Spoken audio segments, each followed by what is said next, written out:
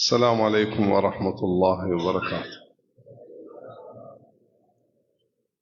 الحمد لله الذي هدانا لهذا وما كنا لنهتدي لولا أن هدانا الله، وأشهد أن لا إله إلا الله وحده لا شريك له، وأشهد أن محمدا عبده ورسوله، صلى الله على حبيبنا وشفينا مولانا محمد النبي الأمي العربي القرشي وعلى آله وصحبه وسلم.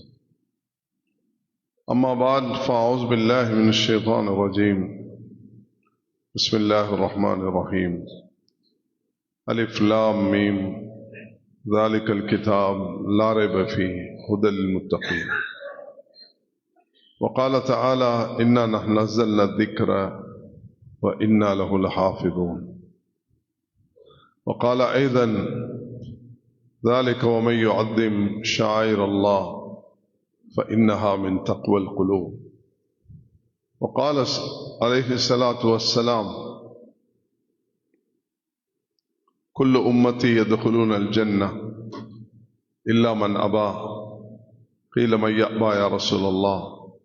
قال: من أطاعني دخل الجنة من عصاني فقد أبى. கண்ணியத்துக்கும் மரியாதைக்கும் உரிய மஸ்ஜிதுடைய இந்த தலைவர் அவர்களே, அக்கரைப்பற்று ஜமியத்துல் உலமா தலைவர் அவர்களே, மூத்த உலமாக்களே, அல்லாஹ்வின் நல்லடியார்களே, அன்பு சகோதரர்களே, சகோதரிகளே, தாய்மார்களே, ஒரு உபதேசம் செய்யும் பொழுது நான் 2 விஷயங்களை மனசில் எடுப்பதுண்டு. ஒன்றாவது, இந்த சபையில் அமர்ந்திருக்கக்கூடியவர்கள் ஒன்று என்னை விட வயதில் குறைந்தவர்கள் அல்லது என்னை விட வயதில் கூடியவர்கள். என்னை விட வயதில் குறைவாக இருக்கும் பொழுது என்னை விட பாவத்தில் குறைந்தவர்கள், நன்மையில கூடினவர்கள். என்னை விட வயதில் மூத்தவர்களாக இருக்கும் பொழுது எனக்கு முன்பு இந்த பூமியில சஜ்தா செஞ்சவர்கள். அதனால என்னால் முன்னால் இருக்கக்கூடிய எல்லோருமே என்னை விட சிறப்பானவர்கள். அல்ஹம்துலில்லாஹ். இந்த ஒரு பாசிட்டிவான ஒரு நோக்கத்தோடு தான் அல்லாஹ் எனக்கு ஒரு சந்தர்ப்பத்தை தந்திருக்கிறான். அக்கறைப்பட்ட மக்களை நான் நேசிக்கின்றேன். உலகத்தில் பல பகுதிகளை அவர்களை நான் சந்திச்சிருக்கிறேன். நல்ல உள்ளம் படைத்தவர்களாக காண்கிறேன். அமெரிக்கா போன்ற நாடுகளில் கூட மஸ்ஜிதுகளை கட்டக்கூடிய அந்த லண்டனில் பல பகுதிகளில் அல்லாஹ் இந்த பாக்கியத்தை உங்களோட மக்களுக்கு கொடுத்திருக்கிறான் என்பது அது உங்களுக்கு ஒரு பெரிய சந்தோஷம். அதே போன்று இன்று எங்களுடைய குல்லியத் அபீபக்கர் சித்திக் ரலியல்லாஹு அன்ஹு அவர்களுடைய பேரில் உருவாக்கப்பட்ட இந்த கலாபீடத்தில் இருந்து பல உலமாக்கள், ஹாஃபிஸ்கள் பட்டம் பெற்று வெளியாகினது. அதுவும் ஒரு ஊருக்கு ஒரு பெரும் பெருமையும் சந்தோஷத்தையும் ஏற்படுத்தி தருகிறது. இந்த ரமதானுடைய காலத்தில் சகோதரிகள், தாய்மார்கள் எல்லோரும் இங்கு மூத்தவர்கள் அல்லாஹ்வுடைய மாளிகையில் வந்து அமர்ந்திருக்கிறீர்கள். அல்லாஹ் நம் அனைவர்களையும் கபூல் செய்து அல்லாஹ் எங்களுடைய கவலைகள், துன்பங்களை போக்கி இந்த வரக்கூடிய ரமதானை சிறப்பாக கழிக்கக்கூடிய பாக்கியத்தை அல்லாஹ் நம் அனைவர்களுக்கும் தருவானாக. கண்ணியமானவர்களே, நாங்கள் ஒரு உம்மத். ஸல்லல்லாஹு அலைஹி வஸல்லம் மொழி, நிறம், ஊர் வித்தியாசம், குலகோத்திரம் என்று பிரித்து பேசவில்லை. நபி அவர்கள் தன்னுடைய 23 வருட முயற்சியினால் ஒரு சமூகத்தை கட்டி எழுப்பிவிட்டு சென்றார்கள். நாங்கள் எல்லோரும் அதே சிந்தனையில வாழ்ந்து அதுக்காக முயற்சி செய்து அதை பலப்படுத்தி அதனூடாக ஒரு சிறந்த சமூகத்தை கட்டி எழுப்பி துனியாவிலிருந்து பிரிய வேண்டும். அதுதான் இன்றைய இந்த மஜ்லிஸுடைய நோக்கமாக இருக்கும். எப்படி இந்த சிறப்பான இந்த மஸ்ஜிதின் ஊடாக நாம் இந்த அக்கறைப்பட்டு இருக்கக்கூடிய மஸ்ஜிதுகளூடாக, மதரசாக்களூடாக முஸ்லிம் உம்மாவுக்கு நலவு ஏற்பட்டு நாம் எல்லோரும் ஒன்றுபட்ட ஒரு தாய்க்கு பிறந்த சகோதரிகளை போல நாம் வாழ்ந்து மரணிக்க வேண்டும் என்பதுதான் என்னுடைய இன்றைய பயானுடைய நோக்கமாக. ரமதானை பத்தி பலரும் பல விஷயங்களை பேசுவார்கள். இன்ஷா அல்லாஹ் நானும் என்னால முடிந்ததை சொல்கிறேன். ஆனா என்னுடைய இன்றைய தலைப்பு இதுவாகத்தான் இருக்கும். எப்படி நாம் ஒரு சமூகத்தை கட்டி எழுப்புவது. அதுக்கு நீங்க அஸ்திவாரம், ஒரு ஃபவுண்டேஷன், அதை பார்த்தீங்கன்னா ரசூலுல்லாஹி அலைஹி வஸல்லம் இந்த தீனுடைய அஸ்திவாரத்தை 4 பேரை கொண்டு உருவாக்கினார்கள். ஒன்னாவது அபூபக்கர் ரலியல்லாஹு அன்ஹு, இரண்டாவது ஒரு சிறு வயதை உள்ள அலி ரலியல்லாஹு அன்ஹு, மூன்றாவது தன்னுடைய பாசமுள்ள மனைவியான ஹதீஜா ரலியல்லாஹு அன்ஹா அவர்கள், நாலாவது ஒரு அடிமையாக இருந்த பிலால் ரலியல்லாஹு அன்ஹு. ஒரு பாமரர், ஒரு சிறுவர், ஒரு பெண், ஒரு சமூகத்துல குலக்கோத்திரத்துல சங்கையான கௌரவமான வாழ்க்கையில பொய் பேசாத, மது அருந்தாத, எந்த பாவத்திலும் ஈடுபடாத ஒரு அபூபக்கர் சித்தீக் ரலியல்லாஹு அவர்களையும் அல்லாஹ் சுப்ஹானஹு வ தஆலா இதுக்கு தெரிவு செய்தார். இந்த 4 பில்லர்ஸ், இந்த 4 தூணை கொண்டுதான் இஸ்லாம் கட்டி எழுப்பட்டது. அல்லாஹு தஆலா இன்றும் அதே நிலைமையை வைத்திருக்கிறான். நானும் நீங்களும் அந்த பார்வையை தான் பார்க்க வேண்டும். எங்கட ஊர்ல சிறார்களை, பொதுமக்களை, வியாபாரிகள் அக்கறைப்பட்டு என்று சொல்லும் பொழுது அபூபக்கர் ரலியல்லாஹு அன்ஹு ஒரு வியாபாரத்தில் இருந்தது போல அக்கறைமற்ற மக்களும் துறை சார்ந்தவர்களாக இருக்கக்கூடிய அதே நேரத்தில் அல்லாஹு தஆலா இந்த வியாபாரத்துடைய ஒரு சிறப்பம்சத்தையும் அவர்களுக்கு கொடுத்திருக்கிறார்.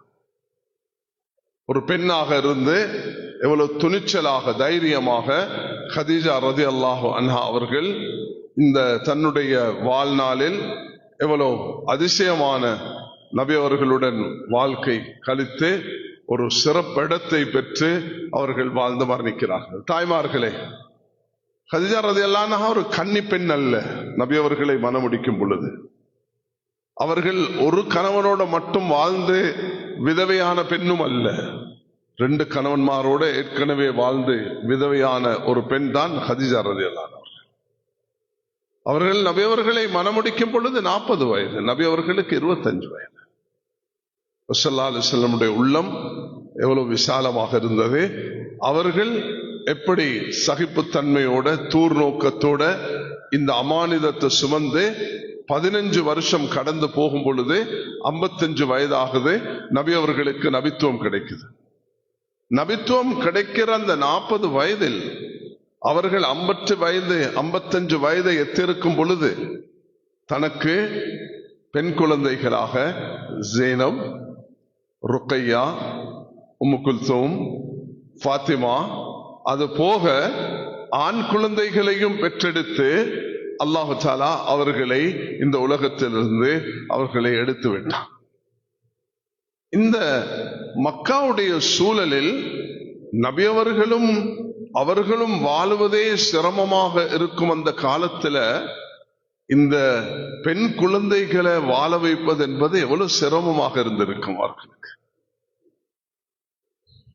3 வருடங்களாக ஒரு வாய்க்கால்ல போட்டு அவர்களை அடைச்சி, ஷேப் அபி தாலிப் என்ற எந்த விதமான குடுக்கல் வாங்கல் இல்லாமல் தடை செய்து ஒரு நெருக்கடியான நிலைமைக்கு தள்ளி, அதுல அம்ர் இப்னு ஆஸ் என்ற அந்த சஹாபி அவர்கள் சிறுநீர் கழிக்க போன நேரத்தில் சலசல என்று சத்தம் கேட்க, அது என்ன என்று பார்க்கும் பொழுது ஒட்டகத்தோல், அந்த ஒட்டகத்தோல் எடுத்து அவர்கள் நெருப்புல போட்டு பொசுக்கி அதை சாம்பலாக்கி அதை வாயில போட்டு சாப்பிட்டார்கள். சிந்திச்சு பாருங்கள், எப்படி சிரமத்தை அவர்கள் அனுபவித்திருப்பார்கள். இந்த நெருக்கடியான காலகட்டத்தில் அல்லாஹு தஆலா அவர்களுக்கு எவ்வளவு கூலிய நசீபாக்கி இருப்பான், எவ்வளவு சிரமத்தை அவர்கள் முகம் கொடுத்தார்கள் என்பதை இந்த நிகழ்வினூடாக நாம் இப்படிதான் சஹாபாக்கள் கஷ்டப்பட்டார். அல்லாஹ் அப்படிப்பட்ட ஒரு சோதனையை எங்களோட வாழ்க்கையில் எங்களுக்கு தரக்கூடாது என்று நாம் எல்லாரும் பிரயத்தை நாங்கள் தாங்கிக் கொள்ள மாட்டோம். இஸ்ரேல் மக்கள் செய்த அந்த அநியாயத்தின் பொழுது பலஸ்தீன் மண்ணில் வாழக்கூடிய முஸ்லிம்கள் எப்படி தைரியமாக இன்று வரைக்கும் முகம் கொடுக்கிறார்கள் என்பதும் சஹாபாக்கள் என்ற வரலாறை ஒப்பிட்டு பார்க்கும் பொழுது அல்லாஹ் அவர்களுக்கு அப்படிப்பட்ட ஒரு பக்குவத்தையும் தைரியத்தையும் ஈமானுடைய துணிச்சலையும் அல்லாஹ் அவர்களுக்கு கொடுத்தான் என்பது அங்கு உறுதியாகிறது.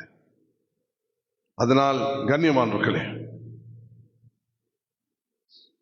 அக்கரைப்பற்றும் இந்த அம்பார மாவட்டமும் இங்கு வாழக்கூடிய முஸ்லிம்களும் இந்த நாட்டுக்கு ஒரு பெருமதியான தூதை சுமக்கும் நாளாக இந்த தினத்தை நாம் ஆக்கிக் கொள்ள வேண்டும். அல்லாஹ் இடத்துல சில நியத்துகளை நல்லதாக வைக்கும் பொழுது, ஆனா இந்த தன்னி அப்தி பிஹ் அல்லாஹ் சொல்கிறான், நீ எப்படி நினைக்கிறியோ அப்படி நான் நடந்து கொள்வேன். அல்லாஹ்க்கு என்ன சிரமம்? நாங்க எங்க இருந்து ஒரு தூதை தமிழ் பேசும் உலகத்துக்கு கொடுக்கிறோம் என்று சொல்லுவோம். உலகத்துல எத்தனையோ மில்லியன் தமிழ் பேசக்கூடிய மக்கள் வாழ்கிறார்கள். அந்த தமிழ் பேசக்கூடிய மக்களுக்கு அக்கரைப்பற்றிலிருந்து நான் ஒரு ஊழியனாக இருந்து ஒரு தூதை முன்வைக்கிறேன். அந்த தூது இந்த ரமதானும் இந்த நாட்டு உலக நாடு மக்களுக்கும், அது சிங்கப்பூராக இருக்கலாம், மலேசியாவாக இருக்கலாம், தாய்லாந்தாக இருக்கலாம், இந்தோனேஷியாவாக இருக்கலாம், தமிழ்நாடாக இருக்கலாம், இலங்கையாக இருக்கலாம், உலகத்தில் வாழக்கூடிய தமிழ் பேசக்கூடிய எங்களோட நெஞ்சங்கள் அந்த ஈமானுடைய அந்த அல்லாஹுடைய அந்த ஷஹாதத்தை சுமந்தவர்களுக்கு இந்த செய்தி போய் சேர வேண்டும் என்று இப்ராஹிம் அலைஹிஸ்ஸலாத்துக்கு அல்லாஹ் அதான் சொன்ன நேரத்தில் அவர்கள் சொன்னது போன்று அல்லாஹ் தஆலா எங்களையும் அப்படி ஆக்கி வைப்பான் என்ற பூர்த்தியான நம்பிக்கையுடன் இந்த இதை நான் இங்கு ஆரம்பித்து வைக்கிறேன். கண்ணியமானவர்களே, உம்மத் என்பது அதுல சிறார்களும் இருப்பார்கள், பெண்களும் இருப்பார்கள், ஆண்களும் இருப்பார்கள், பட்டதாரிகள் படித்தவர்களும் இருப்பார்கள், வியாபாரிகளும் இருப்பார்கள், அரசர்களும் இருப்பார்கள், பாமரர்களும் இருப்பார்கள். இதெல்லாம் சேர்ந்துதான் ஒரு உம்மத். எல்லாருடைய ஆளுமையும் திறமையும் சக்தியும் இந்த தீனுடைய மறுமலர்ச்சிக்காக பயன்படுத்தப்பட வேண்டும். அதுதான் இன்றைய அமர்வுடைய நோக்கமாக ஆக்கிக் கொள்வோமா எல்லாரும் இன்ஷா அல்லாஹ். எங்களுடைய பூர்த்தியான நியத் அல்லாஹ் இடத்துல மன்றாடுவோம். இந்த ரமதானிலும் அல்லாஹ் இடத்தில் இதை கேட்போம். யா அல்லாஹ், ரசூல் ஸல்லல்லாஹு அலைஹி வஸல்லம் அவர்கள் ரமதானுடைய மாதத்தில் சில சோதனைகளை முகம் கொடுத்தார்கள். பத்ருடைய யுத்தம் நபி அவர்கள் முகம் கொடுத்தது. ஸல்லல்லாஹு அலைஹி வஸல்லம் அவர்கள் மக்காவுடைய வெற்றி, அது ரமதானுடைய மாதத்தில் நபி அவர்கள் முகம் கொடுத்தார்கள். ஸல்லல்லாஹு அலைஹி வஸல்லம் அவர்களுக்கு பல சிரமங்களை சில சந்தர்ப்பத்துகளை அல்லாஹு தஆலா அந்த கால சூழல்ல அல்லாஹ் ஏற்படுத்தினான். அதை நபி அவர்கள் எப்படி முகம் கொடுத்தார்கள். வேற சில யுத்தங்களும் ரமதானுடைய மாதத்தில் இடம்பெற்றிருக்கிறது.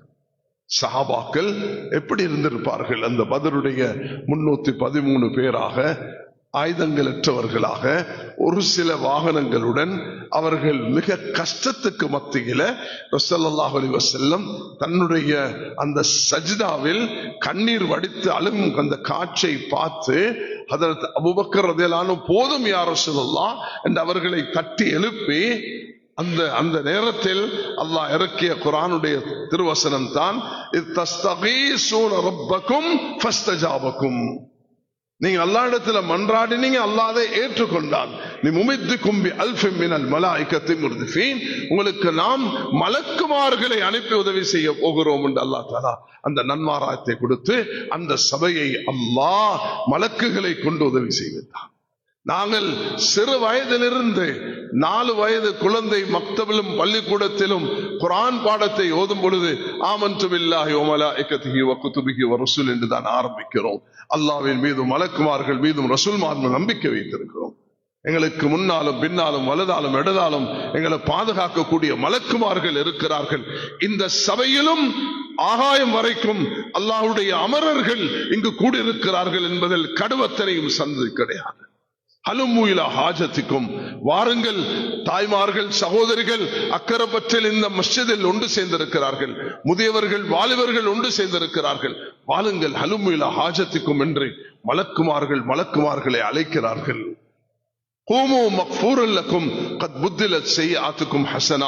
நீங்க இந்த சபையை முடித்து துஆ செய்து பிரியும் பொழுது உங்களோட பாவங்கள் மன்னிக்கப்பட்டு விட்டன, எழும்பி போங்க என்று சொல்லுவார்கள்.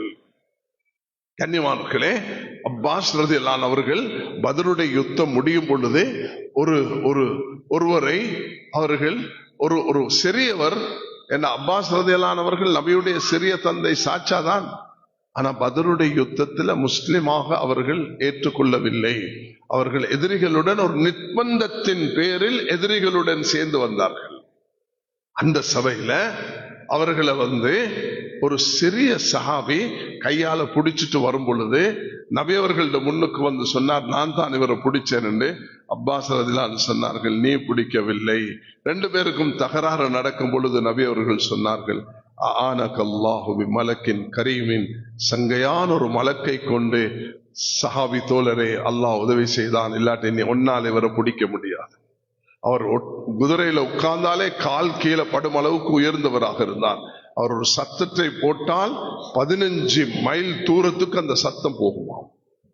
அல்லாஹ் தஆலா அந்த அளவுக்கு வாட்ட சாட்டமான ஒரு சஹாபியாக அப்பாஸ் ரலியல்லாஹு அவர்களை ஏற்படுத்தினார். அவர்களுடைய அந்த பக்குவம், அந்த தூர்நோக்கு, அவர்களுடைய அந்த அணுகுமுறை அல்லாஹ் தஆலா அவர்களை கொண்டு வேலை வாங்கி கொண்டார்.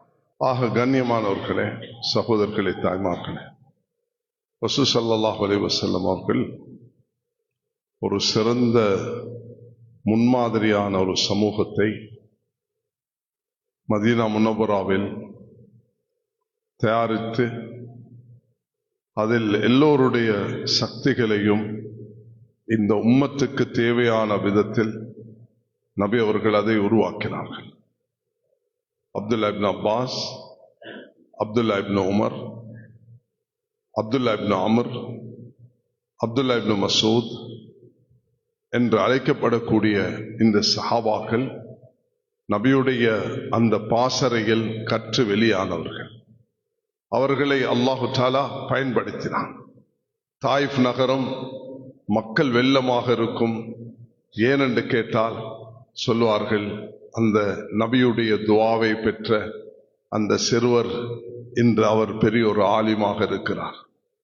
நபியுடைய மனைவியான மைமூனா ரலியல்லாஹு அன்ஹா, அது உம்முல் ஃபதுல், அப்துல்லா இப்னு அப்பாஸ் உடைய தாயின் சகோதரி. ஒரு நாள் வீட்டுக்கு போய், சாட்சி அவர்களே, இரவு நேரத்தில் நபி அவர்களும் உங்களுடனும் சேர்ந்து நான் உறங்க வேண்டும் என அனுமதி இருந்தார்கள்.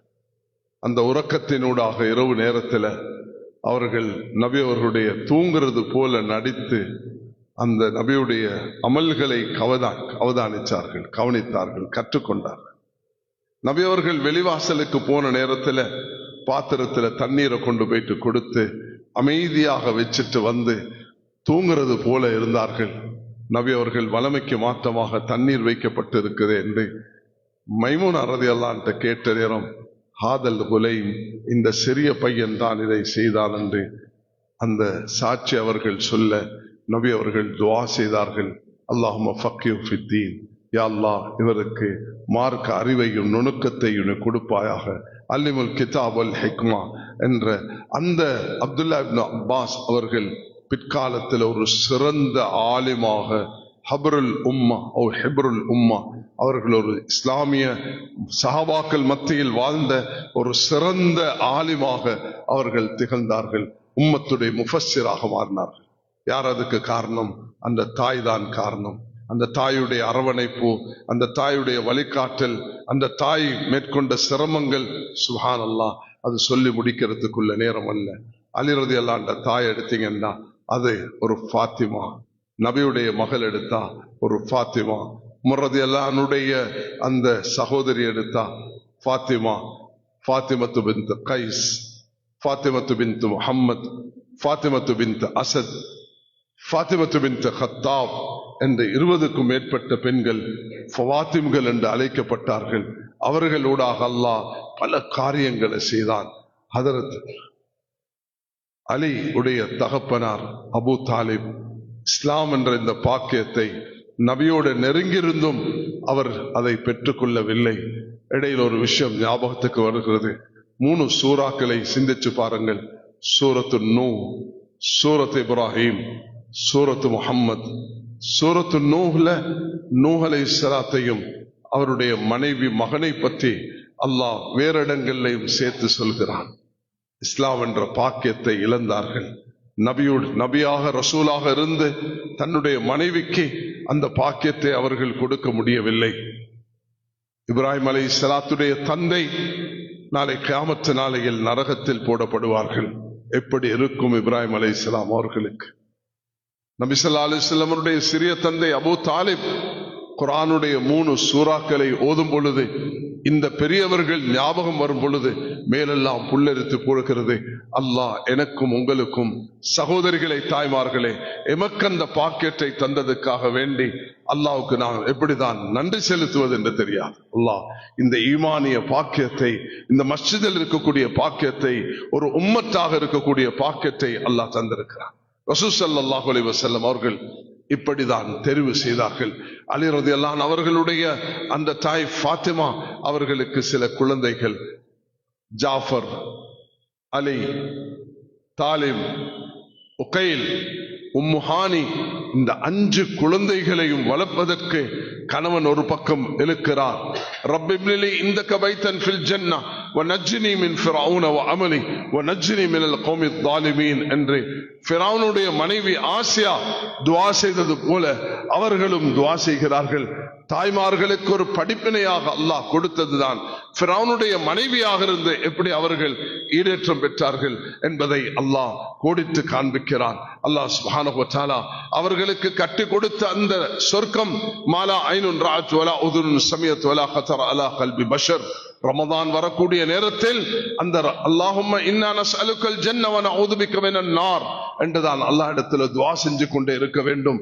யா அல்லாஹ் சொர்க்கத்தை தா, நரகத்திலிருந்து பாதுகாப்பு தா என்று அலி ரலியல்லாஹு அன்ஹு அவர்களுடைய தாய் செஞ்ச முயற்சியின் பிரதிபலனாக அல்லாஹ் இந்த 5 பேருக்கும் ஈமானை நசீபாக்கினான். சுப்ஹானல்லாஹ், எப்படி பெற்ற பாக்கியத்தை பெற்றார்கள். தாயுடைய பங்களிப்பு என்பது அப்படிப்பட்ட ஒரு பங்களிப்பு தான். ஒரு தாய் உம்மு வரக்கா அவர்கள் நபி கிட்ட வந்து சொல்கிறார்கள், நபியே துஆ செய்யுங்க, நான் அல்லாஹ்வுடைய பாதையில மரணிக்க வேண்டும். நபி அவர்கள் துஆ செய்தார்கள். உமர் ரலியல்லாஹு அன்ஹு அவருடைய காலத்துல அவர்களை சில சூழ்ச்சிக்கார ஒரு ஆணும் பெண்ணும் வேலைக்காரிகளாக இருந்தவர்கள், ஒரு அடிமைகளாக இருந்தவர்கள் தூக்குல சுமந்து விட்டார்கள். அற்ப பணத்துக்காக வேண்டி உமர் ரலியல்லாஹு அன்ஹு ஆட்சி காலம் அவர்கள் கை செய்தப்பட்டார்கள். ஒரு பக்கம் கவலை, ஒரு பக்கம் சந்தோஷம். நபியிடத்தில் துஆ செய்து அந்த பாக்கியத்தை பெற்றுக்கொண்டால் இந்த தாய், ஆனா ஏண்ட ஆட்சி காலத்தில் இது நடந்ததே என்று கை செய்தப்பட்டு குற்றவாளிகளை கண்டுபிடித்து அதுக்குரிய தண்டனை கொடுத்தார்கள். அந்த பெண் என்ன செய்வாங்க தெரியுமா? பெண்களுக்கு குர்ஆன் ஓதி தொழுவிப்பார்கள். சகோதரிகள், தாய்மார்கள் அவர்களுடைய வீட்டில் ஒன்று சேருவார்கள். ரசூல் ஸல்லல்லாஹு அலைஹி வஸல்லம் அவர்கள் சுனன் அபீ தாவூதுடைய அந்த அறிவின்படி அவர்களுக்கு ஒரு முஅத்தினையும் நிர்ணயித்தார்கள். அந்த முஅத்தின் அதான் சொல்லுவார். பெண்கள் எல்லாம் அவர்களிடத்தில் ஒன்று சேர்வார்கள், அவர்கள் தொழுகை நடத்துவார்கள். இந்த ஹதீஸை ஆதாரமாக வைத்து இமாம் ஷாஃபி ரஹ்மத்துல்லாஹி அவர்கள் பெண்களுக்கு இமாமத் செய்து அந்த ஜமாத் நடத்த முடியும் என்ற ஒரு சட்டத்தையும் இதிலிருந்து பெற்று தந்திருக்கிறார்கள். கண்ணியமானவர்களே, தாய்மார்கள் இந்த தீனுக்கு செய்த சேவை அது எண்ணில் அடங்க முடியாதது. அப்படிப்பட்ட சேவைகளை செய்துதான் உயிர் தியாகம் செய்து, பொருள் தியாகம் செய்து, நேர காலத்தை கொடுத்து ஒரு சமூகத்தை கட்டி எழுப்புவதற்கு தாய்மார்களுடைய பங்களிப்பு பாரிய பங்களிப்பு. அந்த வீட்டில் இருந்து கொண்டு ஒரு நாள் ஒரு ஆச்சரியமான சம்பவம்.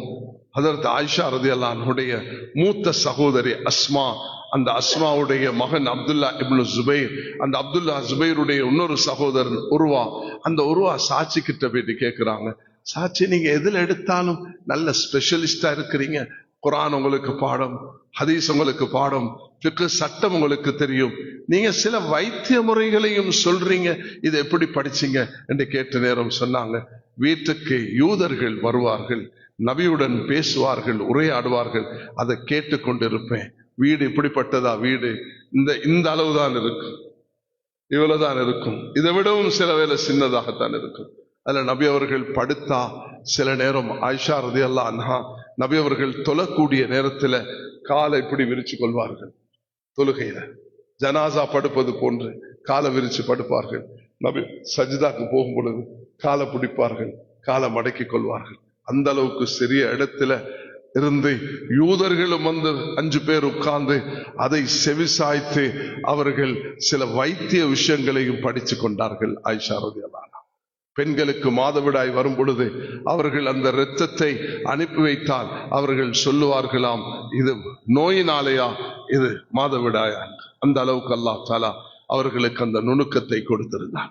அதனால் ஒரு சமூகத்தை கட்டி எழுப்புவதற்கு தாய்மார்களுடைய பங்களிப்பு விசாலமாக இருக்கிறது.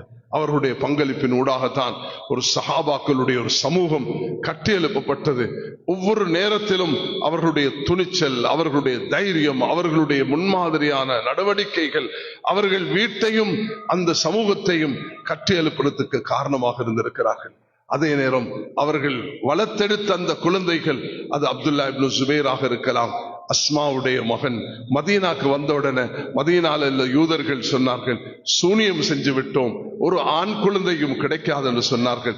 அந்த நேரத்தில் நபி அவர்கள் இடத்துல கொண்டு கொடுத்தார்கள். ஜுபைர் ரலியல்லாஹு அன்ஹு அஸ்மாவுக்கு மகன் கிடைத்திருக்கிறார். நபி அவர்கள் அப்துல்லா என்று பெயர் வைத்து தஹ்னீக் செய்து அந்த குழந்தையை வளர்த்தெடுத்தார்கள். ஒரு பெரும் போர் வீரராக, பல பாஷைகளில் ஆளுமையுள்ள ஒரு குழந்தையாக, எந்த பாஷை நாடினாலும் அவர் அடிமைகளுடன் பேசுவார். வியாபாரத்தில் பகல் நேரத்தை பார்த்தால் அது வியாபாரத்தில் இருப்பார், இரவு நேரத்தை பார்த்தால் ஜிக்ரிலையும் தஹஜ்ஜுதிலையும் இருப்பார்.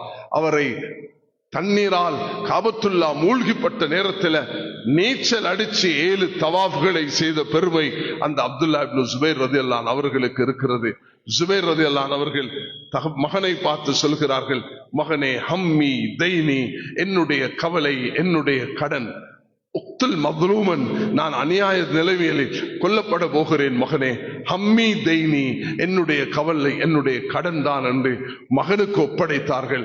அந்த தகப்பன் கொடுத்த அந்த 22 லட்ச கடன், 12 லட்ச சொத்தை அல்லாஹ் 5 கோடியாக ஆக்கினான். அவர்களுக்கு இருந்த 4 மனைவிமார்களுக்கு 48 லட்சம் பெருத்தி கொடுக்கப்பட்டது.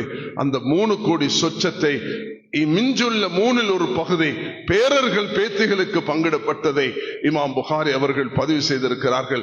ரியாது சாலிகினை எடுத்து படித்தால் இதுல மொழிபெயர்ப்பை நீங்கள் படித்துக் கொள்ளலாம். கண்ணியமானவர்களே, ஸல்லல்லாஹு அலைஹி வஸல்லம் உருவாக்கிய அந்த சஹாபா சமூகம் அது அப்படிப்பட்ட ஒரு சமூகமாக இருந்தது. அப்துல்லா இப்னு ஜுபைர் அவர்கள் தாரிகுல் குலஃபா என்ற கிரந்தத்தில் இமாம் சுயூத்தி ரஹ்மத்துல்லாஹ் பதிவு செய்திருக்கிறார்கள். பல பாஷைகளை பேசுவார்கள். பகல் நேரத்தை பார்த்தால் இவருக்கு இரவு தெரியுமா, இரவை பார்த்தால் வியாபாரம் தெரியுமா என்று பார்க்கக்கூடிய அளவுக்கு அவர்களுக்கு அல்லாஹ் துணிச்சலையும் தைரியம் உற்சாகத்தையும் கொடுத்திருந்தார். அப்படிப்பட்ட ஒரு சமூகத்தை உருவாக்க வாலிபர்கள், அந்த துணிச்சலானவர்கள், துறை சார்ந்தவர்களை உருவாக்க வேண்டும். ஆலம்பில் ஹலால் வல் ஹராம் முஆஸ் இப்னு ஜபல், ஹலால் ஹராமை தெரிந்தவர் முஆஸ் இப்னு ஜபல் சொன்னார். ஆலம்பில் ஃபராயித் ஸைத் இப்னு சாபித், அனந்தர சொத்து சட்டங்களை தெரிந்தவர் ஸைத் இப்னு சாபித் என்று சொன்னார். அக்ரம் பி கிதாபில்லாஹ் உபை இப்னு காப் ரலியல்லாஹு அன்ஹு அவர்கள் குர்ஆனை அழகாக ஓதக்கூடியவர்கள். ஒவ்வொரு விஷயத்துக்கும் நபி ஸல்லல்லாஹு அலைஹி வஸல்லம் துறை சார்ந்தவர்களை உருவாக்கினார்கள். காலித் என்று சொன்ன நேரத்தில் சைஃபுல்லா, அல்லாஹ்வுடைய வாள். கேட்டார்கள், காலிதே, அல்லாஹ் உங்களுக்கு எதுவும் வாளை இறக்கி வைத்தானா? இல்லை, நான் இஸ்லாத்துடைய விரோதியாக இருந்தேன். உஹதுடைய அத்தனை அநியாயங்களுக்கும் கொலைகளுக்கும் நானும் அந்த ஓரிருவர் தான் காரணமாக இருந்தோம். ஆனால் என்னுடைய மனம் பதிவானது, இஸ்லாத்தை ஏற்றுக்கொண்டேன். அதற்கு பிறகு நபி அவர்கள் என்னை பார்த்து சொன்னார்கள், அல்லாஹ் உன்னை அல்லாஹுடைய வாளாக பயன்படுத்துவானாக. அல்லாஹ் தஆலா காலித் பின் வலீத் அவர்களை அப்படி பயன்படுத்தினார். 60,000 எதிரிகளுக்கு மத்தியில் துணிச்சலாக போவார்கள், திரும்பி வருவார்கள். ஆனால் காயப்பட்டிருந்தார்கள். மேனியில் ஒரு சான் அளவு ஈட்டி அம்பு வாழ்படாத இடமே கிடையாது. வீட்டில் மரணிக்கும் பொழுது கை சேதத்துடன் மரணித்தார்கள் காலித் பின் வலீத். ஸல்லல்லாஹு அலைஹி வஸல்லம் துறை சார்ந்தவர்களை உருவாக்கினார்கள். துறை சார்ந்தவர்கள், படித்தவர்கள் இருக்கிறீர்கள். என்னுடைய நண்பர் ஃபஹ்மி அவர்கள் இப்பொழுது சொன்னார்கள், நாங்க வாலிபர்களை ஒன்று சேர்த்து உற்சாகப்படுத்தணும்.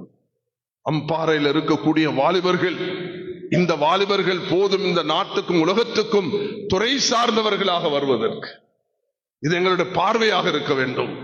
இஸ்லாம் அனுமதிச்ச எந்த ஒரு பகுதியிலும் எங்களுடைய ஆலிம்களும் துறை சார்ந்தவர்களும் இல்லாமல் இருக்கக்கூடாது. அதுதான் ஒரு சமூகம் உருவாகும். இந்த நாட்டில் வாழ்வதாக இருந்தால் நாம் நம்முடைய அந்த சுய கௌரவத்துடன் வாழ்வோமே தவிர பிறருடைய தயவில் வாழ மாட்டோம் என்ற அந்த துணிச்சலுடன் வாழ்ந்து மரணிக்க வேண்டும். அதுக்கு அஸ்திவாரம் தான் இன்றைய அஸ்திவாரம். இன்று நாம் குரல் கொடுப்பது அதற்காக.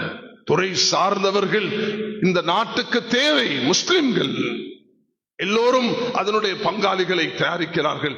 நாமும் அதுக்குரியவர்களை தயாரிக்க வேண்டும். எங்களுடைய டிஃபென்ஸ்ல எந்த குறையும் இருக்கக்கூடாது. அது ஆர்மி, நேவி, போலீஸ் அதில் உருவாக்கி அனுப்ப வேண்டும். நெருக்கடிகள் இருக்கும், சிரமங்கள் இருக்கும், முகம் கொடுத்து அதை வெற்றி எடுக்க வேண்டும். சந்தர்ப்பத்தை பயன்படுத்தி நாம் என்னென்ன இஸ்லாம் அனுமதிச்ச துறைகள், சயின்டிஸ்ட்களாக, டாக்டர்களாக, லாயர்களாக, ப்ரொஃபசர்களாக, ஜட்ஜஸ்களாக, இஸ்லாம் அனுமதித்த துறைகள் அனைத்திலும் முஸ்லிம்கள் இருக்க வேண்டும். வாலிபர்கள் அதுக்கு தயாரிக்கப்பட வேண்டும். அதுதான் ஒரு சமூகத்தை உருவாக்கும் என்னுடைய இந்த பயானுடைய நோக்கம். அதுதான். இன்னைக்கு யூனிவர்சிட்டிக்கு போய் பார்த்தீங்கன்னா நீங்க எல்லா யூனிவர்சிட்டில இருந்து வரல கவலையான செய்தி என்னது? ஆண்களுடைய விகிதாசாரம் 25க்கு பெண்களுடைய விகிதாசாரம் 75%. நாங்க பின்னடைந்து கொண்டே போகிறோம். பெண்களை படிக்க வேண்டாம் என்று சொல்லவில்லை. ஆண்களும் பெண்களும் அந்தந்த துறையில, பெண்களுடைய துறையில் அவர்கள் உருவாக வேண்டும். ஆண்களுக்கு தேவையான துறையில் அவர்கள் தயாரிக்கப்பட வேண்டும். அப்பதான் ஒரு சமூகம் உருவாகும். மேலான சமூகம், அந்த சமூகத்தை உருவாக்குறதுக்கு உண்டான இன்றைக்கு அமர்வுதான் இந்த அமர்வு. அந்த நீயத்து, அந்த குமுறல், அந்த அழுகை அல்லாஹ் இடத்தில் இந்த ரமதான்ல எங்களுடைய மன்றாட்டம் இதுவாகத்தான் இருக்க வேண்டும். அல்லாஹ் ஒரு சிறந்த சமுதாயத்தை உருவாக்குவதற்கு இன்றைய அக்கரைப்பற்றுடைய இந்த மஸ்ஜிதில் நாம் எடுத்த இந்த நீயத்தும் வைத்த அந்த எதிர்பார்ப்பும் நிறைவேற்றி தான் அல்லாஹ் இடத்துல கேட்க வேண்டும். அல்லாஹ் தஆலா அதை எத்தி வைப்பான். சுப்ஹானல்லாஹ். ஒரு கண்ணால பார்த்தா அதுக்கு கந்திஷ்டி என்று சொல்லுவோம் அல்லவா? அல் ஐனு ஹக்குன். புகாரியுடைய ஹதீஸ் சொல்கிறது, உண்மைதான். என்றா நீ நல்ல பார்வையாக பார்க்காம ஒரு முசீபத்தான பார்வையாக அவரை போய் பார்த்தா. ஒரு சஹாபி, பத்ர் சஹாபி, இன்னொரு பத்ர் சஹாபியை பார்த்து ஆண்டு ஏங்கினார், மயங்கி கீழே விழுந்துட்டார். அவருக்கு தெரிய வந்துச்சு, யார் ரசூலல்லாஹ், இவரோடாகத்தான் எனக்கு இந்த பாதிப்பு வந்தது. ஸல்லல்லாஹு அலைஹி வஸல்லம் கூட அலா பாரக்த, நீ அவரை பார்த்து பாரக்கல்லா மாஷா அல்லாஹ்னு சொல்லி இருக்க கூடாதா என்று சொன்னார்கள். அது பிறகு சில வைத்திய முறைகளை நபி அவர்கள் சொன்னார்கள். அது உலமாக்கள் இடத்துல கேட்டு தெரிஞ்சு கொள்ளுங்க. சஹி முஸ்லிம்ல தமிழாக்கமும் இருக்கிறது.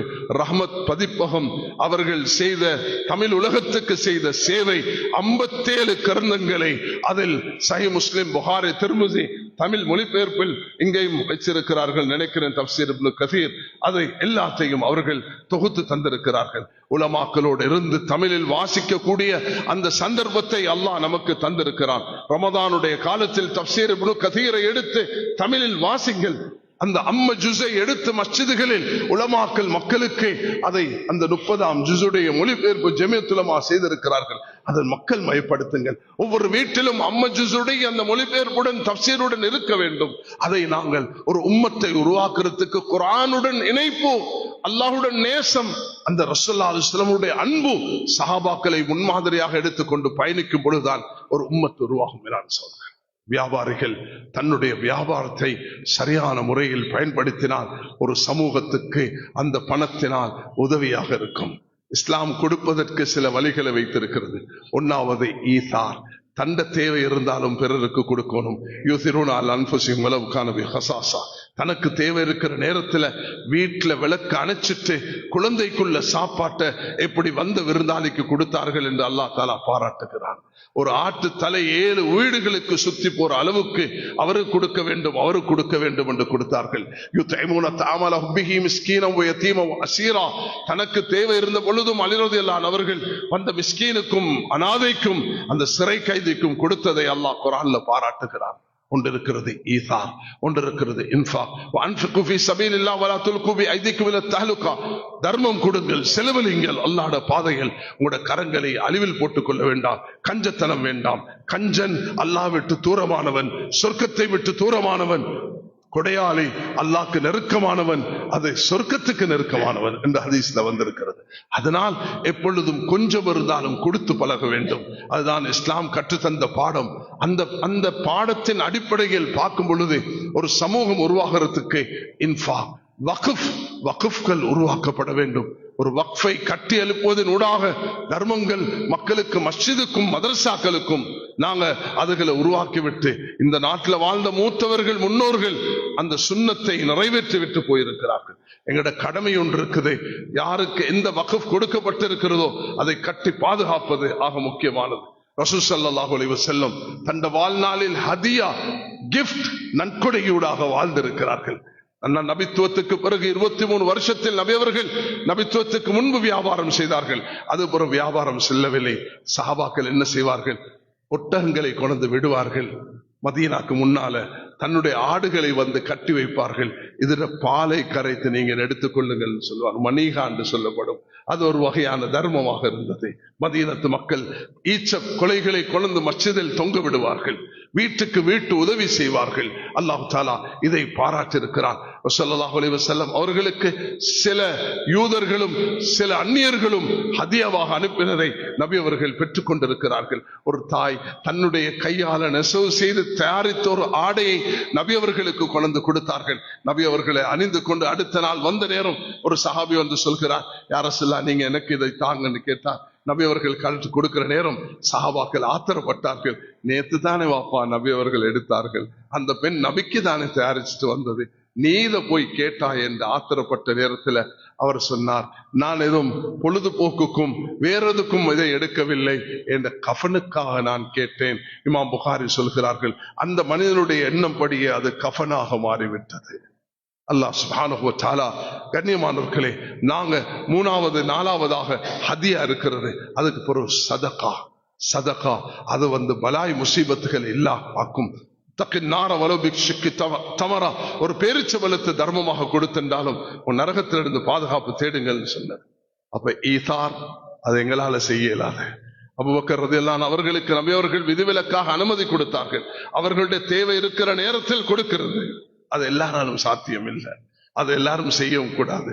தன்னுடையதை பாதுகாத்துக் கொள்ளணும். தன்னுடைய உடம்ப, தன்னுடைய குடும்பத்தை, தன்னுடைய இனபந்துகளை அது ஒருதான் வெளியில கொடுக்கணும் என்பதுதான் மார்க்கத்துடைய வழிகாட்டல். ஆனால் இஸ்லாம் இந்த கோட்பாடோடு தான் வளர்க்கப்பட்டிருக்கிறது. அபூபக்கர் ரலியல்லாஹு அன்ஹு அவர்கள் அப்படிதான் தியாகம் செய்தார்கள். வேற சிலர் வந்து கொடுக்கிற நேரத்தில் நபி அவர்கள் அனுமதிக்கவில்லை. ஆனால் நாங்க என்ன பார்க்கிறோம்னா, இந்த 2.5 வீத ஜகாத்துல தான் எல்லாத்தையும் முடிச்சுக்கொள்ள பார்க்கிறோம்.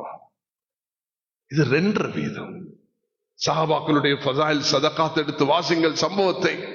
3 பேர் சேர்ந்து ஒரு பெண்ணிடத்துல போய் அந்த பெண்ணுக்கு இருந்த ஒரே ஒரு ஆடை அறுத்து கொடுத்து விட்டால் வீட்டுல ஒன்றுமே இல்லை. 3 பேரும், அந்த பெண்ணும் குடும்பமும் கஷ்டத்தில் ஆகிவிட்டார்கள். வந்தார்கள் மதீனாவுக்கு, கஷ்டத்தோடு வந்தார்கள். 3 பேரையும் சந்தித்தார்கள். 1வது ஹசன், 2வது ஹுசைன், 3வது அப்துல்லா பின் ஜாஃபர். 3 பேரும் 1000 ஆடுகளை கொடுத்தார்கள். 3வது சொன்னார், 2 சகோதரர்கள் ஹசன் ஹுசைன் 1000 கொடுத்தார்கள். நான் 2000க்கு மேல கொடுக்க மாட்டேன் என்று கொடுத்தார்கள். கொடுக்கிறது என்பது அப்படிப்பட்டதான். ஆகப்பெரிய விரோதி சஃப்வான் இப்னு உமையாவுக்கு ரசூலுல்லாஹி அலைஹி வஸல்லம் கொடுத்தார்கள். இஸ்லாத்தை ஏற்றுக்கொண்டார். அதனால நாங்க அல்லாஹ்வுடைய பாதையில செலவழிக்கணும், வக்ஃப்களை பாதுகாக்கணும், ஹதியாக்களை கொடுக்கணும். அன்பு வளரும். சின்ன ஒரு பொருளாக இருந்தாலும் அடுத்த வீட்டுக்கு கொடுக்கிறதினூடாக அது எவ்வளவு பெரிய சந்தோஷத்தை ஏற்படுத்தும்.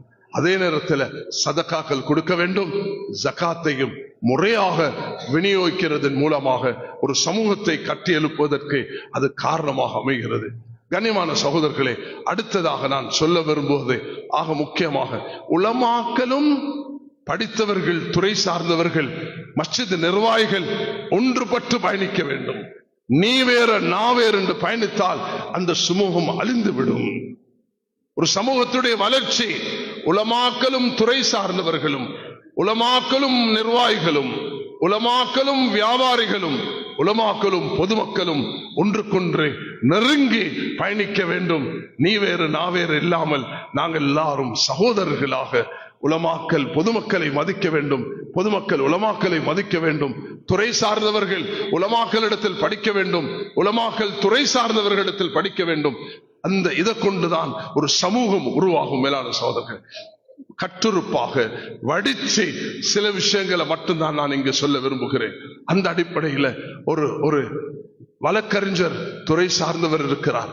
ஆலிமிடத்துல இஸ்லாம் இதுக்கு என்னவாப்பா சொல்லுது என்று அவரிடத்துல தயக்கம் இல்லாமல் கேட்க வேண்டும். 200 வயதுடைய சல்மான் பாரிஸ் மதீனாக்கு வருகிறார். 20 வயதுடைய அனஸ் இப்னு மாலிக் அவருக்கு கற்றுக் கொடுக்கிறார். ஜரீர் இப்னு அப்துல்லா பஜலி, யூசுப் ஹாதியில் உம்மா, இந்த உம்மத்துடைய யூசுப் என்று அழகாக வர்ணிக்கப்படக்கூடிய அந்த சஹாபி வந்து அமருகிறார். அப்துல்லா இப்னு ஜுபைர் இடத்துல அவர் கற்றுக் கொடுக்கிறார். சிறுவர்கள் மார்க்கத்தை பெரியவர்களுக்கு கற்றுக் கொடுப்பது அது வெட்கத்திற்கே காரியம் அல்ல. இதுதான் இந்த தீனுடைய ஒரு மகிமையாக இருக்கிறது. ஆயிஷா ரலியல்லாஹு அன்ஹா, இந்த உம்மத்துக்கு கிடைத்த ஆகப்பெரிய செல்வம் அவர்கள் சொல்கிறார்கள், சிறியவர்கள் பெரியவர்களிடத்துல, பெரியவர்கள் சிறியவர்களிடத்துல படிச்சுக் கொள்வதன் ஊடாக துறை சார்ந்தவர்கள் உலமாக்களை மதிக்க வேண்டும். உலமாக்கள் நீங்க பாத்தீங்கன்னா அவர்களுக்கு கொடுக்கிற சம்பளம் என்ன, அவர்களுக்கு கொடுக்கக்கூடிய கொடுப்பனவு என்ன, அதை எடுத்து ஒப்பிட்டு பாத்தீங்கன்னா நாங்க எல்லோரும் கண்ணீர் வடிக்க வேண்டிய நிலைமையில இருக்கிறோம். அந்த நிலைமை மாற வேண்டும். மஸ்ஜித் நிர்வாகிகளை அழைக்கிறோம்.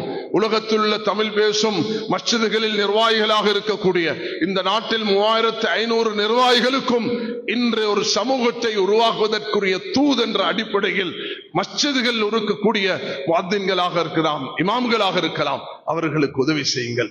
உங்களோட மண்ணில் பிறந்த ஒரு சகோதரர் இன்று செய்த ஒரு பணி அவர் பல வருடங்களாக செய்து வருகிறார். தன்னுடைய பெயரை வெளிப்படுத்த வேண்டாம் என்று சொன்னார். இப்படி சகோதரர் சிராஜ் அவர்கள் அமெரிக்காவில் ஒரு மஸ்ஜிதை கட்டி அங்கே உதவி செய்து இன்றைக்கு அவரும் அந்த சிகாகோல வாழக்கூடிய, அமெரிக்கால வாழக்கூடிய, உலக நாடுகளில் வாழக்கூடியவர்கள் ஒவ்வொரு மஸ்ஜிதை உருவாக்குறதுக்கு கனடால மஸ்ஜிதுகள் வேணுமா, லண்டன்ல மஸ்ஜிதுகள் வேண்டுமா, அமெரிக்கால மஸ்ஜித் வேண்டுமா, எல்லோருடைய பண உதவியும் அல்ஹம்துலில்லாஹ் சேர்ந்துதான் கட்டி எழுப்பப்படுகிறது. ஒருவர் அல்லாஹ் அவருக்கு செல்வத்தை கொடுக்கும் பொழுது, அவர் இதை செய்து முன் வரும் பொழுது உங்களோட ஊருக்கு ஒரு ஹாஸ்பிட்டல் கட்டுவதாக கேள்விப்பட்டேன். அதையும் அல்லாஹ் தஆலா வளமாக்கி நாட்டுக்கும் ஊருக்கும் உலகத்துக்கும் அது ஒரு பெருமையாக வார வேண்டும். அதுக்கு நாங்கள் துஆ செய்வது எங்களுடைய ஒரு கடமையாக இருக்கிறது. எப்பொழுதுமே யாரும் ஒரு காரியத்தை செய்தா உம்மத்தை உருவாக்குறதுக்கு அவர்களுக்கு செய்த துஆ என்று உலமாக்களுக்கு உதவி செய்ய வேண்டும், முஅத்தின்களுக்கு உதவி செய்ய வேண்டும், அந்த சில சகோதரர்களுக்கு உதவி செய்ய வேண்டும் என்று உங்களோட மண்ணில் பிறந்த ஒரு குடும்பத்தை சேர்ந்த ஒரு சகோதரர் இங்கு வந்த உலமாக்களுக்கு இந்த பல வருஷமாக செய்து வரக்கூடிய 300, 400, 450 பேருக்கு உதவி செய்து கொண்டு போகிறார். இதுதான் எங்கள்கிட்ட வரவேண்டிய உலமாக்களுடைய கஷ்ட நஷ்டங்களை போக்குவதற்கு என்ன பங்களிப்பு செய்ய முடியும். நிர்வாகிகள் யாரும் அவங்களோட பணத்திலிருந்து கொடுக்கிறது இல்லை, வரக்கூடிய சந்தால இருந்து தான் கொடுக்கிறது. கொடுக்கக்குள்ள கொஞ்சம் தாராள உள்ளத்தை வச்சா அல்லாஹ் தர நாடினால் தந்து கொண்டே இருப்பான். சுப்ஹானல்லாஹ், நீயத்தை வச்சுதான் நடக்கும். ஆக சிறார்கள் தயாரிக்கப்பட வேண்டும், பெண்கள் தயாரிக்கப்பட வேண்டும், துறை சார்ந்தவர்கள் உலமாக்களோடு இணைந்து பயணிக்க வேண்டும். ஜம்மியத்துல் உலமா உடைய இந்த 100 வருட பயணத்தில் இந்த முன்மாதிரியான ஒரு உஸ்வாவை நீங்கள் காண்பீர்கள். என்னென்ன துறைக்கு யாரை சேர்க்கணுமோ அவர்கள் எடுத்துக்கொண்டு ஆலோசனை செய்யப்படும். ஐஜிபி ஒரு நாள் கால் பண்றார், என்னன்னு கேட்டேன். அவர் சொன்னார், இந்த பாருங்க, கோவிடுடைய இன்ஜெக்ஷன் எல்லாரும் பண்ணிட்டாங்க, இந்த பகுதியில் வாழக்கூடிய முஸ்லிம்கள் மட்டும் செய்யாம இருக்கிறாங்க, கொஞ்சம் நீங்க எனக்கு உதவி செஞ்சா நல்லா இருக்கும். தாராளமாக ஜமியத்துல் உலமா அதுக்கு தான் இருக்கிறோம், உங்களுக்கு வழிகாட்டுறதுக்கு தாராளமாக உம்மத்துக்கு வழிகாட்டுவோம் என்று சொன்னோம். அதானுடைய கோவிடுடைய நேரத்துகள் எல்லா ஆலயங்களும் எல்லா மஸ்ஜிதுகளும் எல்லா வணக்க ஸ்தலங்களும் மூடப்பட வேண்டும் என்று சொல்ல நேரத்தில் நாங்க ஐஜிபியோட போயிட்டு பேசினோம். எங்களுக்கு ஒரு சலுகை தர வேண்டும், எங்களோட மஸ்ஜிதில் இமாமும் முஅத்தினும் இருக்க வேண்டும், அங்கு அதான் சொல்லப்பட வேண்டும் என்று சொன்ன நேரத்தில் ஜமியத்துல் உலமாவும் போலீஸ் டிபார்ட்மெண்ட்டும் ஒன்று சேர்ந்து நாட்டில் எல்லா மஸ்ஜிதுகளுக்கும் அந்த நோட்டீஸை விநியோகித்து அந்த அதானுடைய அந்த ஷிஆரை, அல்லாஹ்வுடைய அத்தாட்சியை பாதுகாப்பதற்கு நாம் உதவியாக இருந்திருக்கிறோம் என்று யாரும் மறந்து விடக்கூடாது. துறை சார்ந்த இந்த நாட்டுக்கு கிடைச்சிருக்கக்கூடிய பாக்கியங்களை எண்ணி பாருங்கள். MMDA இந்த நாட்டுக்கு கிடைச்சிருக்கக்கூடிய விவாகரத்து சட்டம், இந்த நாட்டுக்கு கிடைச்சிருக்கக்கூடிய வக்ஃபுடைய ஆக்ட், இந்த நாட்டுக்கு கிடைச்சிருக்கக்கூடிய முஸ்லிம் ஸ்கூல்கள், இது எங்களுக்கு கிடைச்சிருக்கிற பாக்கியம். அக்கரைப்பட்டில் இருக்கக்கூடிய முஸ்லிம் ஸ்கூல்கள் என்றால் அதை வளப்படுத்துவதற்கு எப்படி மதரசாக்கு செலவழிக்கிறோமோ, மஸ்ஜிதுக்கு செலவழிக்கிறோமோ, ஸ்கூலுக்கும் செலவழிக்க வேண்டும். இதை கொண்டுதான் ஒரு சமூகம் கட்டி எழுப்பப்படும். அம்பாறை டிஸ்ட்ரிக்ட்ல இருக்கக்கூடிய ஸ்கூல்களுக்கு வரக்கூடிய ரமதான்ல ஒரு பகுதியை ஜகாத்து தூக்கி வைங்க, அது கொடுங்க. அந்த ஊர்ல உங்களோட குடும்பத்துல அந்த பைத்துல் மால்ல கொடுக்கக்கூடிய விதத்துல கொடுங்க. உங்களோட சதக்கால இருந்து கொடுங்க, உங்களோட ஹதியால இருந்து கொடுங்க, உங்களோட உள்ளத்தால் அல்லாஹ் தந்ததுல ஒரு 5% கொடுங்க. இந்த மக்களுடைய சமூகத்தை கட்டி எழுப்புவதற்கு அதை கொண்டுதான் ஒரு சமூகம் கட்டி எழுப்பப்படும். அது இல்லாமல் வெறுமனே ஜகாத்துல ஃபத்வா கேட்டு கேட்டு அங்க கொடுக்கலுமா இங்க கொடுக்கலுமா என்ற அந்த ஃபத்வாவுக்கு போகாமல் இப்படிப்பட்ட ஒன்றை உருவாக்குங்கள். ஸ்கூல்கள், எங்களுக்கு காதிமார்கள் நியமிக்கப்படுகிறார்கள், அந்த காதிமார்களுக்கு உதவி செய்யுங்கள். நீங்க அவர்களுக்கு ஒரு சரியான இடத்தை எடுத்து கொடுப்பது அந்த நிர்வாகத்தை செய்வதற்கு உதவியாக இருக்கும். எல்லா விஷயத்தையும் அரசாங்கத்தில் எதிர்பார்க்க முடியாது. நாங்களும் சில காரியங்களை செய்வதூடாகத்தான் இந்த விஷயங்களை கட்டி எழுப்ப முடியும். இந்த நாட்டுக்கு சில பெரும் பெரும் நாடுகள்ல கிடைக்காத, அக்கம் பக்கத்தில் இருக்கக்கூடிய நாட்டில் கிடைக்காத சில பாக்கியங்கள் எங்களுக்கு கிடைத்திருக்கிறது. அதுதான் இஸ்லாமிய பொருளாதாரம். உங்களுக்கு தெரியும், வங்கித்துறையில இஸ்லாமிய பொருளாதாரம் படித்தவர்கள் ஏராளமானவர்கள் இங்க இருக்கிறீர்கள். இந்த நாட்டில் 2005 முன்னைய நாள் சில துறை சார்ந்தவர்கள் இன்றும் உயிர் வாழக்கூடியவர்கள் செய்த சில தியாகத்தின் காரணத்தினால் இந்த நாட்டுக்கு கிடைச்சிருக்கிற ஒரு பாக்கியம். நஷ்ட லாபம் இஸ்லாமிய பொருளாதாரத்தில் இருக்கும், அதை நாங்கள் சகித்துக் கொள்ள வேண்டும். அதற்கு காரணம் நிர்வாகத்தில் வரக்கூடிய சில அது கவனமின்மையின் காரணமாக இருக்கும். அது ஒரு பக்கம் இருக்க, இந்த நாட்டில் கடந்த காலங்கள் 15 வருஷங்களாக எப்படிப்பட்ட சோதனைகள் அனுபவித்திருக்கிறோம். நீங்க எல்லாம் 30 வருட யுத்தத்தை எப்படி சந்திச்சீர்கள் என்று உங்களுக்கு நான் சொல்லி விளங்க வைக்க தேவையில்லை. சுனாமி வந்த நேரத்தில் மருதமனை எப்படி இருந்தது என்று நீங்கள் பார்த்திருக்கிறோம்.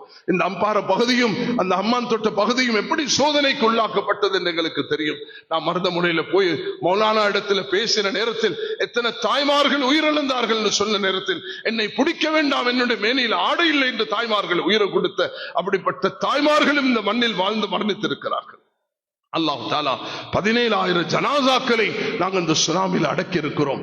நானும் அந்த நேரத்தில் 2024 அந்த டிசம்பர் 30 40 நாள் நான் இதில் ஈடுபட்டது எனக்கு தெரியும். எப்படி நாங்க விதவைகளுக்கு அவர்களுக்கு வழிகாட்டினோம், அனாதைகளுக்கு வழிகாட்டினோம். ஜெமியத்துல் உலமா செய்த ஒரு பாரிய சேவைதான். இந்த விஷயத்துல கவனம் செலுத்துங்கள். இஸ்லாமிய வங்கி என்று சொன்னாலே வட்டி தான், மாத்து கருத்து கிடையாது. இஸ்லாமிய அந்த வங்கி ஆக்ட் எடுத்து படிச்சீங்கன்னா அது வட்டியாகத்தான் இருக்கும். ஆனால் 2005 பெரிய மாற்றம் ஒன்று நடந்தது. அதுக்கு 3 பேர் மௌத்தாகிவிட்டார்கள். கண்டியை சேர்ந்த ஜஸ்டிஸ் ஜமீல், மிஸ்டர் ஆலிஃப் அவர் பதீருதீன் முகமது அவருடைய ஒரு செக்ரட்டரியாக இருந்திருக்கிறார். அதே நேரத்தில் மிஸ்டர் மரிக்கார், இந்த 3 துறை சார்ந்தவர்கள்.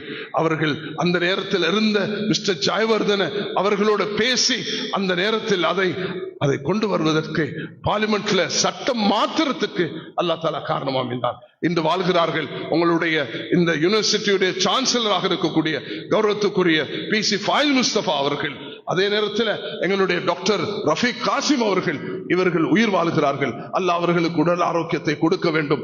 அவர்கள் செய்த முயற்சியின் காரணத்தினால் நாட்டுடைய ஆக்டே மாற்றி அமைக்கப்பட்டது.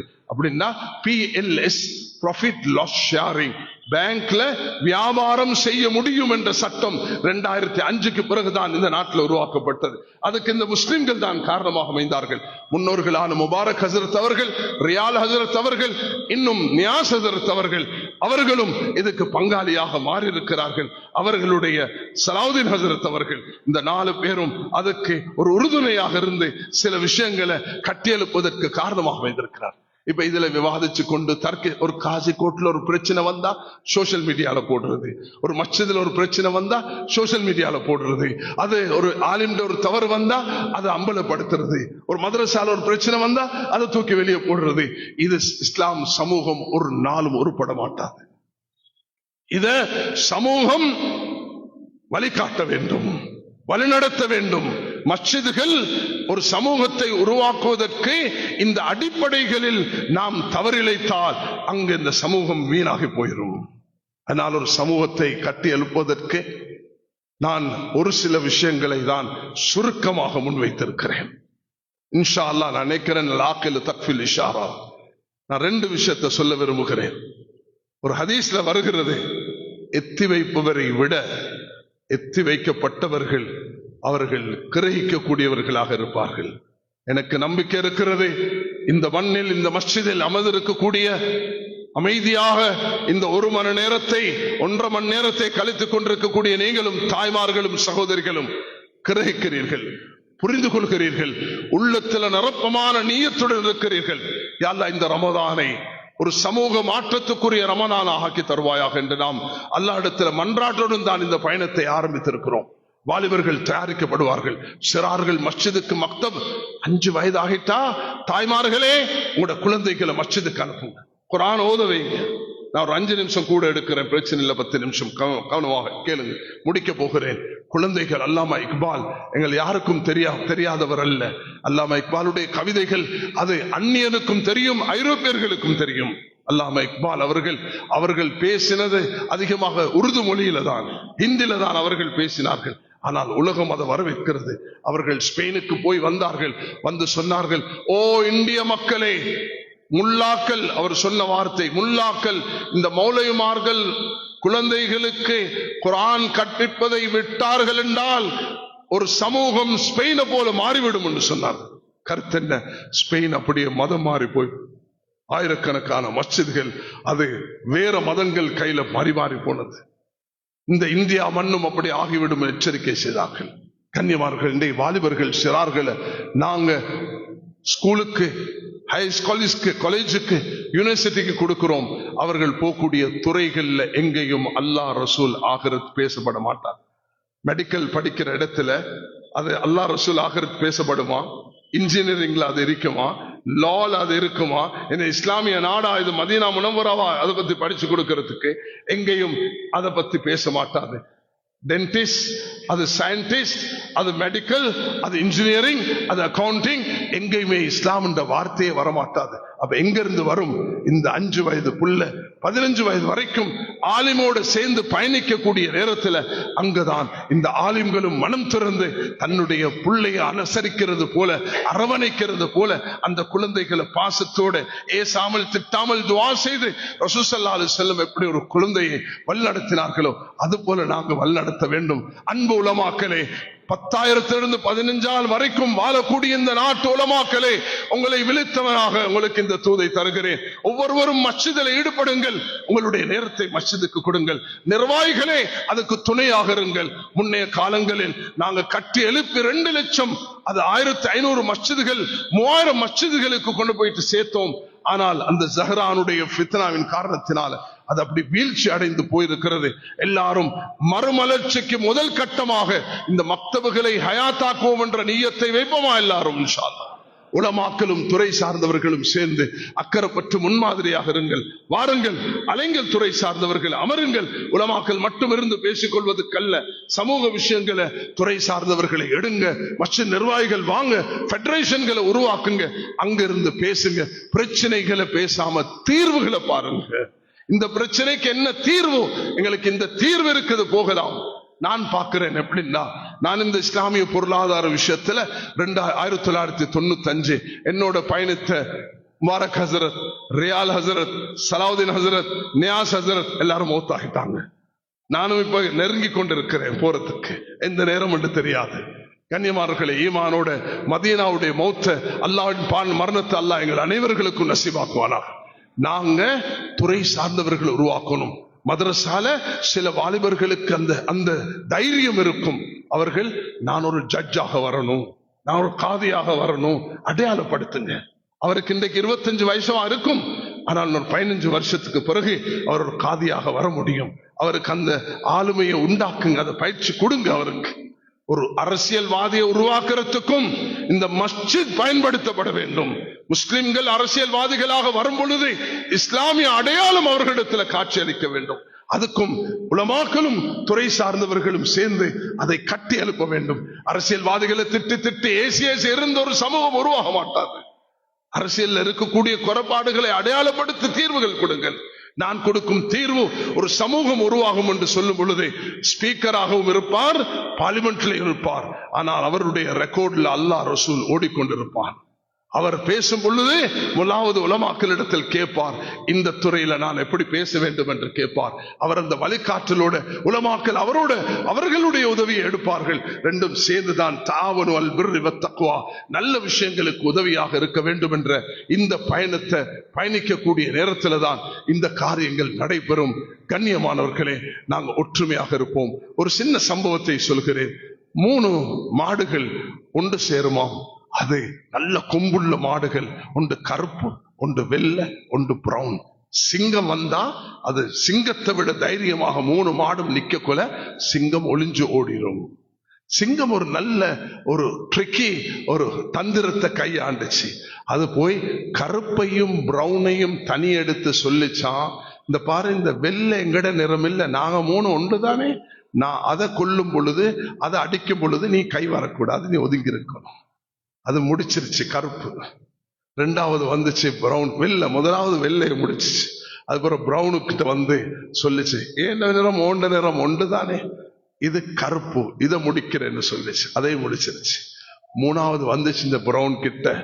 பிரவுன் சொல்லிச்சான், என்ன கொஞ்சம் பேச விடு. என்ன பேச போறா? குத்தில்னா யௌம குத்தில அத்தௌருல் அப்யத், என்று வெள்ளை கொல்லப்பட்டதோ அன்று நானும் கொல்லப்பட்டு விட்டேன். இந்த கோஷத்தை எழுப்பினார்கள் அலி ரலியல்லாஹு அன்ஹு அவர்கள்.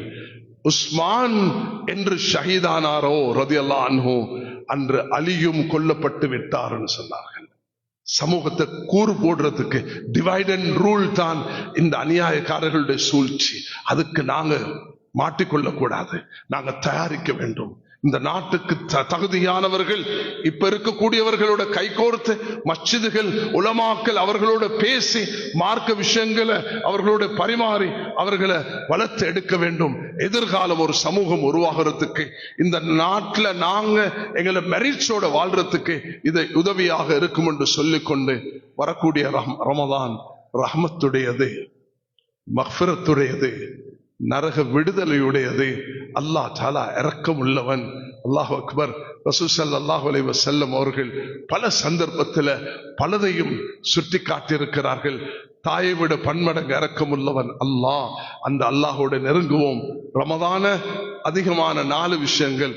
அஸ்தக்ஃபிருல்லாஹ், லா இலாஹ இல்லல்லாஹ், அஸ்அலுக்கல் ஜன்னah வ அஊது பிக மினன் நார். அல்லாஹ் சொர்க்கத்தை தா, நரகத்திலிருந்து பாதுகாப்பு தா. எல்லாரும் அஸ்தக்ஃபிருல்லாஹ் அஸ்தக்ஃபிருல்லாஹ் என்று சொல்வதோட லா இலாஹ இல்லல்லாஹ் அதிகமான திக்ர்கள் இதை செய்ய வேண்டும். ஜமியத்துல் உலமால ஏற்பாடு செய்து ரமதானுக்கு எங்களுடைய சில வழிகாட்டல்கள் இருக்கிறது. அதுகளை மக்களுக்கு ஒவ்வொரு நாளும் நீங்க கொஞ்சம் வழிகாட்டல் கொடுத்தா ரமதானுடைய சட்ட திட்டங்கள் என்ன, அந்த சட்ட திட்டங்களை மக்களுக்கு விநியோகிங்க, அதை சொல்லுங்க, உற்சாகப்படுத்துங்க. அதே நேரத்தில் ஜகாத்துடைய விநியோகத்துக்கு வழிகாட்டுங்க. நாங்க ஒரு மகாநாடு நடத்தினோம் சென்ற மாதம் 24ஆம் தேதி. அந்த மகாநாட்டில் இலங்கையில 350-400 உலமாக்கள் ஃபத்வா துறை மார்க்க விஷயத்தில் உள்ளவர்களை அழைத்தோம். அவர்களுக்கு ஜகாத் விநியோகம் சம்பந்தமாக வழிகாட்டல் கொடுத்திருக்கிறோம். எல்லா மக்களும் ஏராவூர், காத்தாங்குடி, கல்முனை, பெட்டிக்குளோ, அம்பாறை இந்த பகுதி எல்லாரும் சேர்ந்து அந்த 14 டிவிஷன்களும் அம்பாறையில பெட்டிக்குளோல இருக்கக்கூடிய 3 டிவிஷன்களும் சேர்ந்து உலமாக்கள், துறை சார்ந்தவர்கள், மஸ்ஜித் நிர்வாகிகள் சேர்ந்து இந்த பயணத்தை முன்னெடுத்து போக்கல ஒரு சிறந்த சமூகம் உருவாக முடியும். ரமதான் குர்ஆன் இறங்கிய மாதம், லைலத்துல் மாதம், பத்ருடைய வெற்றியுடைய மாதம். அல்லாஹ் இடத்துல மன்றாடுவோம், யா அல்லாஹ் இந்த ரமதான் எமக்கு ரஹ்மத்துடையதாக, மக்ஃபிரத்துடையதாக, உலகத்துக்கு சாந்தியும் சமாதானம் உடையதாக அல்லாஹ் தஆலா ஆக்கி தர வேண்டும் கேட்டுக்கொண்டு இறுதியாக இமாம் புகாரி பதிவு செய்த அந்த ஹதீஸை கொண்டு முடிக்கிறேன். நாளை கியாமத் நாளையில சில மனிதர்களுடன் அல்லாஹ் ரகசியம் பேசுவானாம். ரகசியம் பேசக்கொள்ள அல்லாஹ் சொல்லுவானாம், நீ இதை செய்தாய், இதை செய்தாய், இதை செய்தார். அவன் நடுங்குவான். ஏன்னா நான் இன்றைக்கு பிடிபட்டுட்டேன் என்று சொல்லும் பொழுது அல்லாஹ் சொல்லுவானாம், இதெல்லாம் மன்னிச்சுட்டேன், உன்னை சொர்க்கத்துக்கு அனுப்புறேன் என்று. அல்லாஹ் என்னை உங்களையும் அந்த கூட்டத்தில் ஆக்கியருள்வானாக. வந்த எல்லோரும் இந்த தூதை சுமந்தவர்களாக போகக்கூடிய பாக்கியத்தை அல்லாஹ் நம் அனைவர்களுக்கும் தருவானாக. யா அல்லாஹ், இதோ இந்த மஸ்ஜிதில் நாம் ஒன்று சேர்ந்து உம்மத்தை கட்டி எழுப்பும், ஒரு சமூகத்தை கட்டி எழுப்பும் ஒரு பணியில் ஈடுபட்டோம். யா அல்லாஹ், பேசினவர்கள் கேட்டவர்கள் எல்லோரும் சிறப்பான மக்கள். யா அல்லாஹ், எங்களை நீ கபூல் செய்வாயாக. யா அல்லாஹ், அக்கறை பற்றி இந்த மஸ்ஜிதை காரணமாக ஆக்கி உலக நாடுகளுக்கு இந்த தூதை கொண்டு போகக்கூடிய பாக்கியத்தை யா அல்லாஹ் எங்களுக்கு நசீவாக்குவாயாக. யா அல்லாஹ், ஒன்றுபட்ட உம்மத்தாக ஒரு சிறந்த முன்மாதிரியான சமூகமாக எங்களை நீ ஆக்கருள்வாயாக. எங்களுடைய சிறார்கள், எங்களுடைய வாலிபர்கள், எங்களுடைய யுவதிகள், எங்களுடைய தாய்மார்கள், எங்களுடைய புத்திசாலிகள், எங்களுடைய துறை சார்ந்தவர்கள், எங்களுடைய அரசியல் தலைவர்கள், இந்த நாட்டில் வாழக்கூடிய அனைத்து முஸ்லிம்களும் யா அல்லாஹ் ஒன்றுபட்டு ஒரு சிறந்த சமூகமாக வாழ கிருபை செய்வாயாக. எங்களுடைய தப்பு தவறுகள் குற்றம் குறைகளை மன்னித்து உண்மையான மூமின்களாக வாழ்ந்து மதீனாவுடைய மௌத்தை, உன்னுடைய பாதையில் மரணத்தை தந்தருள்வாயாக. வாஹிர் தவான் அல்ஹம்துலில்லாஹி ரப்பில் ஆலமீன். வஸ்ஸலாமு அலைக்கும் வரஹ்மத்துல்லாஹி வபரகாத்துஹு. வலைக்கும் சலாம்.